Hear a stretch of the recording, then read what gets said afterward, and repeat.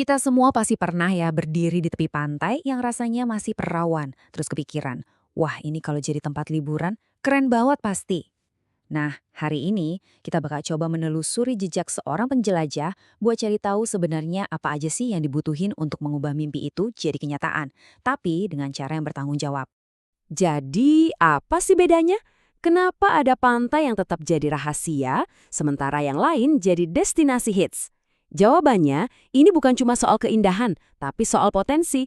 Yuk kita bedah bareng-bareng gimana cara mengukurnya.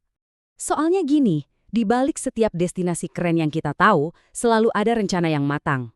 Prosesnya itu nggak sesimpel nemuin pantai cantik, foto-foto, terus viral. Jauh lebih dalam dari itu. Ini soal memastikan sebuah tempat itu benar-benar siap untuk menyambut kita semua. Kuncinya cuma satu, keseimbangan. Kita harus jadi detektif yang jeli buat nemuin apa yang bikin tempat itu spesial, tapi di saat yang sama, kita juga harus jadi penjaga. Penjaga yang mastiin keajaiban alamnya nggak rusak. Dan yang paling penting, nggak ada seorang pun yang celaka dalam prosesnya. Oke, setiap penjelajah sejati pasti tahu, persiapan itu nomor satu. Nggak bisa asal terjun aja. Jadi sebelum kita mulai ekspedisi ini, kita siapkan dulu semua amunisi yang kita butuhkan. Anggap aja kita lagi packing buat petualangan besar. Pertama, kita harus jelas dulu misinya. Kita mau cari apa sih? Atraksinya, aksesnya, atau fasilitas pendukungnya? Terus siapin peralatannya, kamera buat dokumentasi, GPS biar nggak nyasar, dan yang paling krusial perlengkapan keselamatan. Ini nggak bisa ditawar. Nah, begitu sampai di lapangan, kita langsung ganti topi jadi detektif. Kita cari petunjuk di mana-mana. Mulai dari yang kelihatan mata, kayak jernihnya air atau warna pasirnya, sampai ke harta karun di bawah laut, kayak terumbu karangnya sehat atau enggak. Bahkan kesiapan masyarakat lokal pun jadi bagian dari teka-teki besar ini. Oke, semua petunjuk udah kita kumpulin. Sekarang waktunya buat menyatukan semua kepingan puzzle ini. Nah, untuk memecahkan kode ini, kita akan pakai sebuah kerangka kerja super ampuh yang disebut 4A. Kenalin, ini dia senjata rahasia kita. Analisis 4A. Ini tuh kayak standar emas buat menilai sebuah destinasi wisata dan dipakai di seluruh dunia. Simple tapi efektif banget. Yuk kita bedah satu persatu. Yang pertama, sudah pasti attraction atau daya tarik. Pertanyaannya simple. Apa sih yang bikin tempat ini spesial? Apa yang bakal bikin orang rela jauh-jauh datang ke sini? Apa karena terumbu karangnya yang warna-warni, pasirnya yang sehalus tepung, atau mungkin pemandangan sunsetnya yang bikin kita lupa sama semua masalah?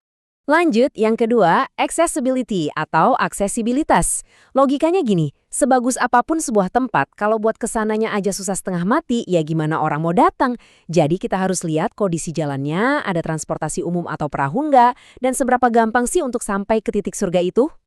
Yang ketiga, amenities alias fasilitas. Nah, ini dia hal-hal yang sering dianggap sepele tapi krusial banget. Hal-hal mendasar kayak toilet yang bersih, warung makan yang layak, atau bahkan sekedar sinyal handphone. Tanpa ini semua, surga terindah pun bisa terasa kayak neraka kan?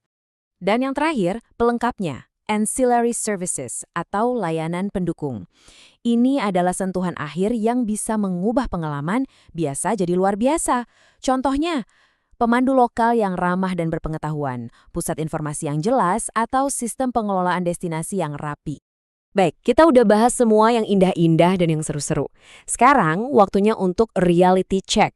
Karena secantik apapun sebuah tempat, ada satu hal yang nggak bisa ditawar. Keselamatan. Mari kita bicara soal risiko. Laut itu memang mempesona, tapi kita juga harus menaruh hormat pada kekuatannya. Ada bahaya yang nyata di sana.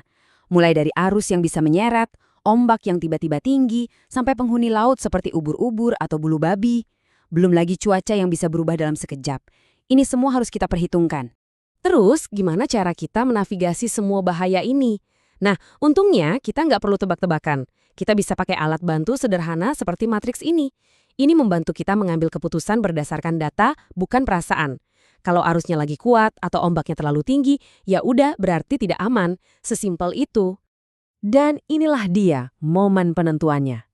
Semua bukti sudah di tangan. Semua analisis sudah kita lakukan. Sekarang, saatnya menimbang segalanya untuk mengambil keputusan akhir.